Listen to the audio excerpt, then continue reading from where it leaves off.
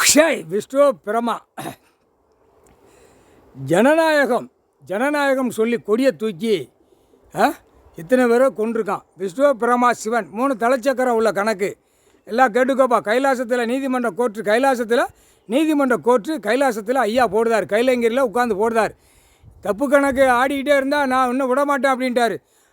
எல்லாத்துக்குமே சிக்கல் வரும், எல்லாத்துக்குமே கணக்கு வரும், எல்லாத்துக்குமே பெரிய பெரிய சிக்கல் வரும். இப்போ தமிழ்நாட்டு நடந்த கணக்கு அடுத்தாப்புல தமிழ்நாட்டில் ரத்த பூமியை ஆக்கிட்டார். ஏன்னா இவன் ரத்தமாக ஆக்கி கண்ணீர் கூத்தலமாக வச்சுட்டான் தமிழ்நாடு முழுவதும். டெல்லியிலேருந்து தமிழ்நாடு டெல்லி வரைக்கும் விவசாயத்தை அழித்து கண்ணீர் கூத்தலமாக வச்சான்ல. அந்த கண்ணீர் கூத்தலுக்கு திருப்பி இவனுங்க ரத்த பலியாக பூமியில் சிதறணும். அதுதான் கணக்கு. ஏன்னா மன்னிப்பு கேட்க மாட்டான். நான் இப்போ இப்படித்தான் உட்காந்து ஆட்டுவேன் அப்படிங்க. ஆட்டுறா அப்படின்னு இருக்கார். ஒரு நாளை எவ்வளோ ஆட்டணுமோ ஆட்டு, புரியுதா? கைலாசத்துலேருந்து போட்ட கணக்கு தப்பாது. விஷ்ணு பிரமா முக்கால் சத்தியம். புரிஞ்சுக்கோ, எல்லாமே புரிஞ்சுக்கோப்பா. கணக்கு போட்டாச்சு.